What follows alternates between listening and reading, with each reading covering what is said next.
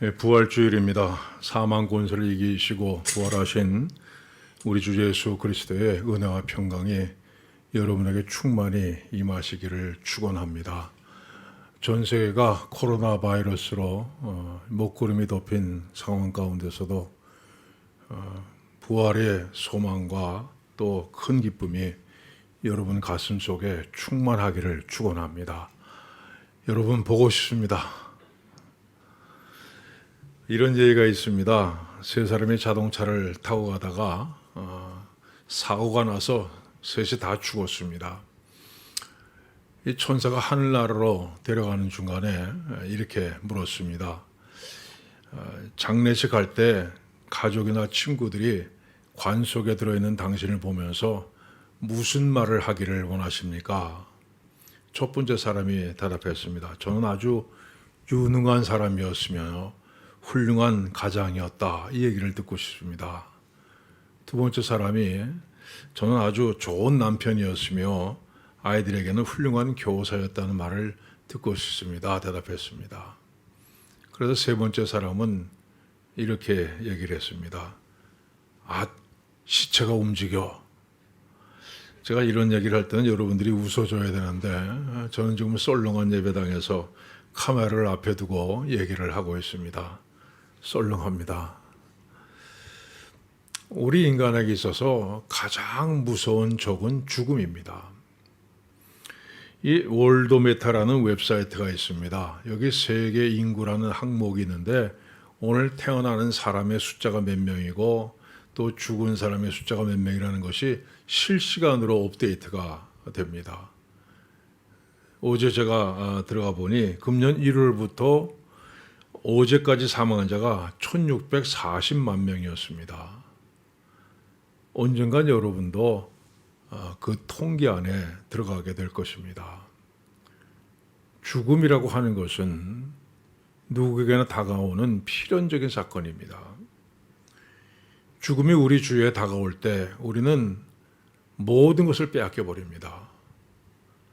사랑하던 사람들을 빼앗아가 버리고 행복하게 살고 있던 한 가정을 무참하게 파괴해 버리고 또 다정하게 지내던 이웃들을 빼앗아가 버립니다. 그리고 내가 죽음을 맞이하는 순간에는 내가 누리던 모든 것들, 내가 사랑하던 것들, 나의 행복, 내가 소유한 모든 것들을 다 내어놓고 빈손으로 돌아가게 됩니다. 오래전에 한 젊은 가장의 죽음을 보았습니다. 이제 갓 30을 넘긴 남자가 아내와 또 돌을 넘긴 아들을 두고 세상을 떠났습니다. 그가 병원에 누워 있을 때 이런 말을 했습니다. 목사님, 살고 싶습니다. 저는 일찍이 아버지가 돌아가시고 어머니는 재혼을 했습니다. 그래서 저는 여기저기 고아원을 전전하다가 구두 닦기부터 시작해서 껌팔이, 신문팔이 안 해본 것이 없습니다. 그러다가 이제 겨우 자리를 잡고 결혼도 하고 또 아이도 낳았습니다. 근데 제가 여기서 죽어야 하다니요. 목사님, 살고 싶습니다. 하지만 죽음을 이길 수 있는 방법은 없었습니다.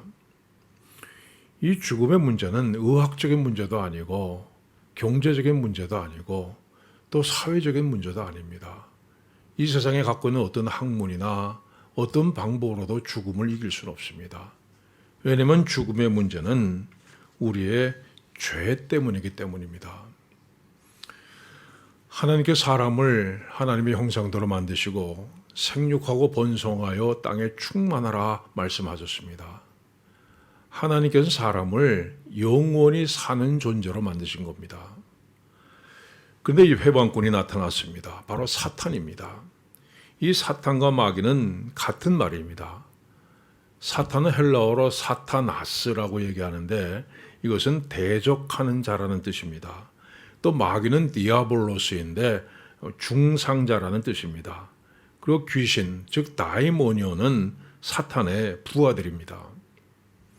자, 사탄은 누구이며 또 어디서 나타난 존재입니까? 에스겔서에 이런 말이 있습니다. 내가 옛적에 하나님의 동산 에덴에 있어서 너는 기름 부음을 받고 지키는 그룹이며, 이 말씀을 근거로 해서 1세기 교부 터툴리안이라는 사람은 이렇게 얘기를 했습니다. 사탄은 원래 천사들 중에서 가장 높은 위치에 있는 천사였다. 그런데 하나님이 인간을 하나님의 형상대로 만드시고 인간에게 창조 세계를 다스릴 고난을 주신 것을 보고 참을 수 없는 질투심을 느꼈다. 결국 그는 뱀의 모습으로 나타나 인간을 타락시켰다. 또 요한계시록에 이런 말씀이 있습니다. 보라, 한 큰 붉은 용이 있어 머리가 7이요 뿔이 10이라. 그 여러 머리에 7 왕관이 있는데 그 꼬리가 하늘의 별 3분의 1을 끌어다가 땅에 던지더라. 신학자들은 이 말씀에 근거해서 사탄이 천사들 중에서 3분의 1을 끌고 나갔다, 이렇게 얘기합니다. 그런데 사탄이 갖고 있는 권세는 죽음의 권세입니다. 죽음의 세력을 잡은 자 곧 마귀라고 말씀했습니다. 자, 사탄은 하나님의 이 권세 아래에서 영원히 사는 존재인 인간을 자기가 갖고 있는 죽음의 권세 아래 끌어들일 계획을 세웁니다. 선악을 알게 하는 나무의 열매는 먹지 말라. 내가 먹는 날에는 반드시 죽으리라. 사탄은 하나님의 말씀을 알고 있었습니다. 그래서 아담과 하와를 유혹해서 선악과를 먹게 만들었습니다. 결국 아담과 하와는 하나님을 떠나서 마귀가 갖고 있는 죽음의 권세 아래 들어가게 되었습니다. 그리고 아담 이후 인간의 역사는 죽음의 역사입니다. 이 창세기는 아담의 족보를 이렇게 기록합니다. 아담은 930세를 살고 죽었더라. 셋은 912세를 살고 죽었더라. 에노스는 905세를 살고 죽었더라. 아무리 오래 살았다 해도 죽는 것으로 끝납니다. 영원히 사는 존재로 지음받은 인간이 하나님 앞에 죄를 지음으로써 사탄의 죽음의 권세 아래 들어가게 되었습니다. 유다서에 이런 말씀이 있습니다. 천사장 미가엘이 모세의 시체에 관하여 마귀와 다투어 변론할 때에, 자, 천사장 미가엘이 모세의 시체를 앞에 놓고 마귀와 다투었다고 얘기합니다. 이 이야기는 정경, 즉 정통성이 있는 성경으로 인정받지 못했지만 이스라엘 사람들 사이의 전승으로 내려오는 위경이라는 책에서 모세 승전기에 나오는 이야기를 근거로 하고 있습니다. 하나님께서 이스라엘 백성들이 모세의 시체를 우상으로 섬길 것을 염려하셔서 일단 모세의 무덤이 어디에 있는지 찾지 못하게 감추어 두십니다. 그리고 미가엘 천사를 보내서 모세의 시체를 땅에 묻으라고 명령하셨습니다.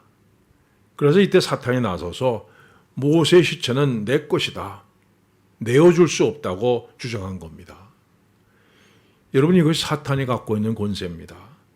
사탄은 하나님의 친구라고 불렸던 모세의 시체까지도 내 것이라 주장했습니다.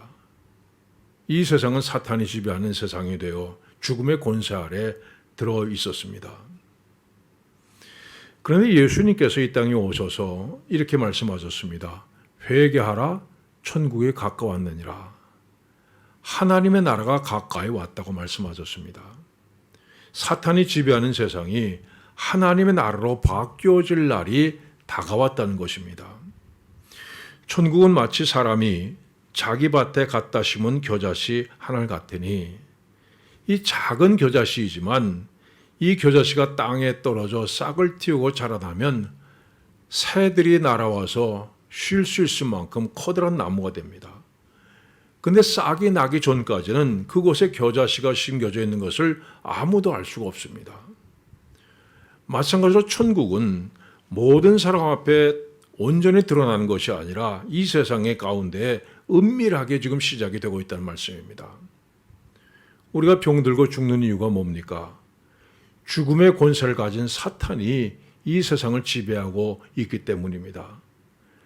예수님께서 죽은 나사로를 다시 살리신 그 나사로가 사는 동네 이름이 베단입니다. 베단이라는 말은 고통이란 뜻입니다. 아무리 주님께서 사랑하시는 사람이라고 할지라도 고통의 집에서 살아가는 것입니다.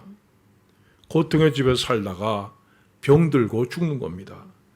사탄이 지배하는 이 세상은 고통의 집이요, 그 안에 사는 우리는 병들고 죽을 수밖에 없는 것입니다.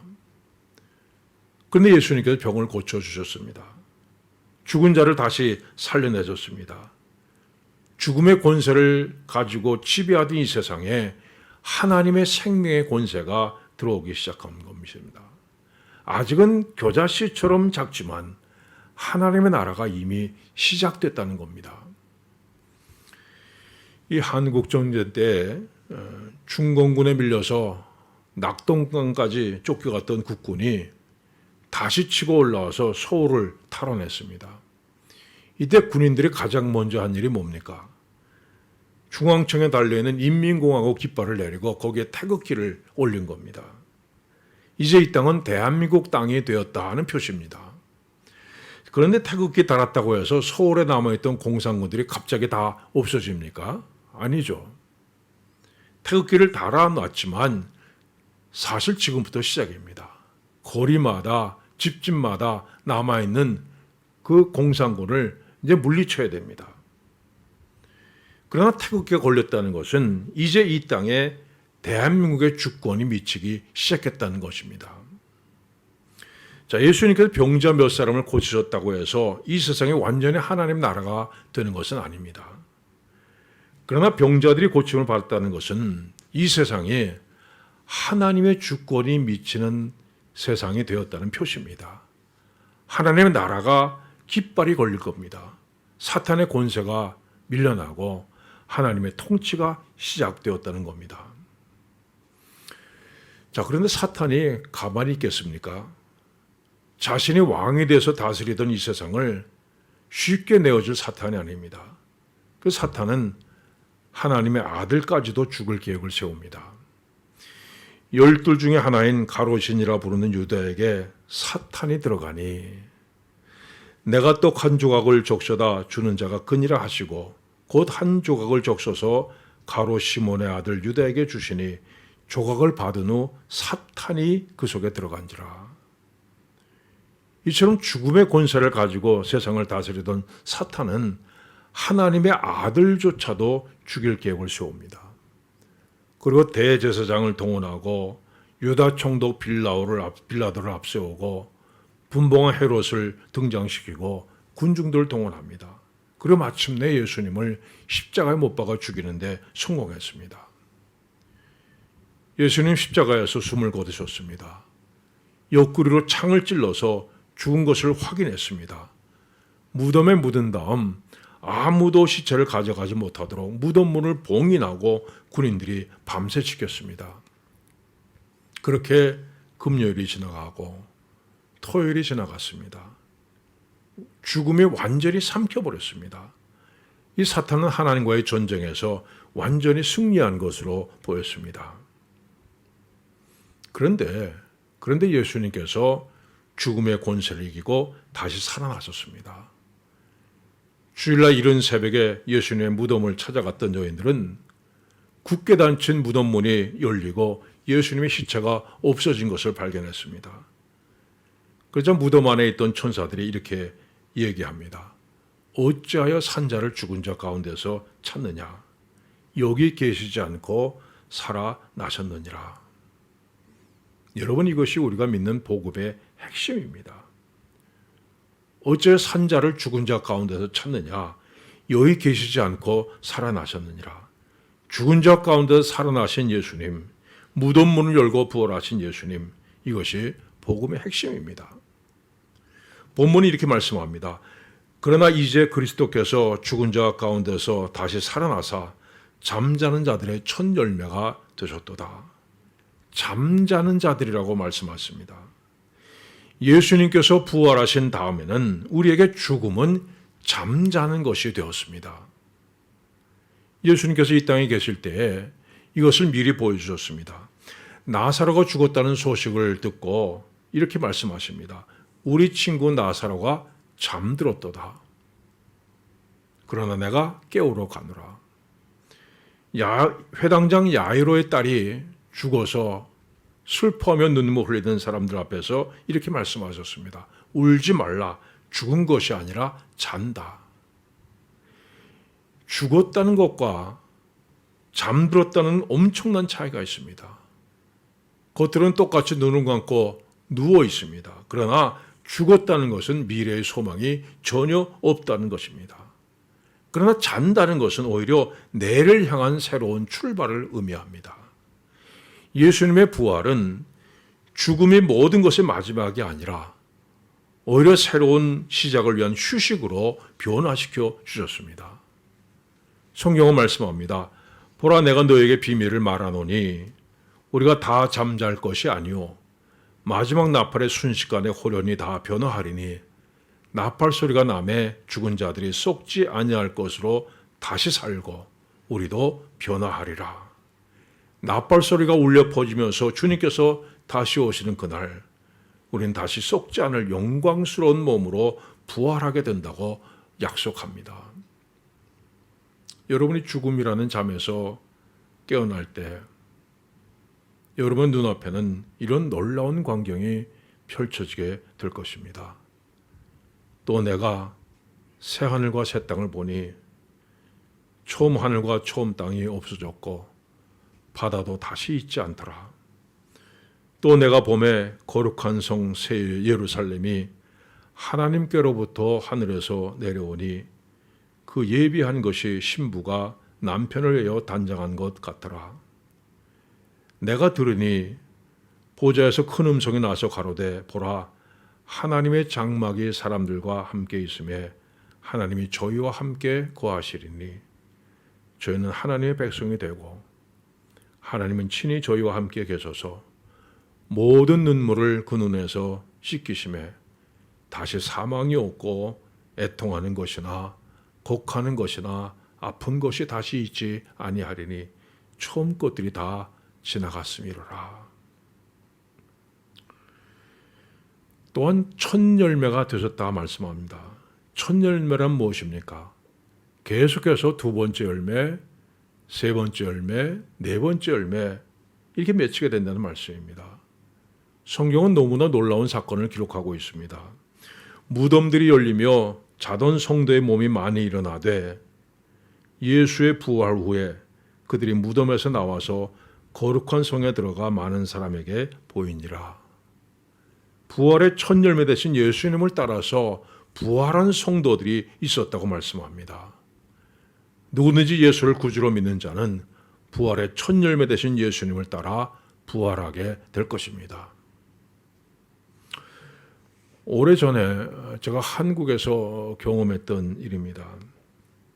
교회 근처에 여집사님 한 분이 살고 있는데 참 힘들게 살아온 분이었어요. 젊었을 때 시집을 갔는데 아이가 없어서 오랫동안 시어머니에게 구박을 받았습니다. 10년 만에 아이를 낳았는데 딸이었어요. 그러다가 몇 년 후에 또 아이를 낳았는데 이번에도 딸이었습니다. 그래서 남편이 새 여자를 집으로 들입니다. 그 산후조리도 제대로 못하고 딸 하나는 품에 안고 또 하나는 손에 붙잡고 무작정 서울로 올라왔습니다. 언덕에 자그마한 판잣집 하나를 얻어 살면서 날품팔이를 하면서 아이들을 키웠습니다. 그렇게 30년 세월을 보냈습니다. 이제 아이를 다 키우고 겨우 살만하게 되었는데 덜컥 병에 걸렸습니다. 제가 신방을 갔더니 제 손을 붙잡고 참 많이 우셨어요. 지나온 평생 생각하면 너무 억울하고 너무 마음 아프다는 겁니다. 자주 찾아가서 성경 읽고 또 기도하고 위로했습니다. 그런데 하루는 이분이 이렇게 얘기했습니다. 다 용서했습니다. 남편도 용서하고 시어머니도 용서합니다. 생각해 보면 일평생 살아오면서 하나님께서 내게 큰 은혜 주셨습니다.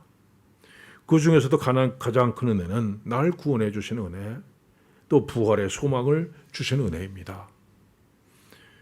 그런 며칠 후에 임종에 가까웠다는 소식을 듣고 달려가서 손을 잡고 임종 기도를 드렸습니다.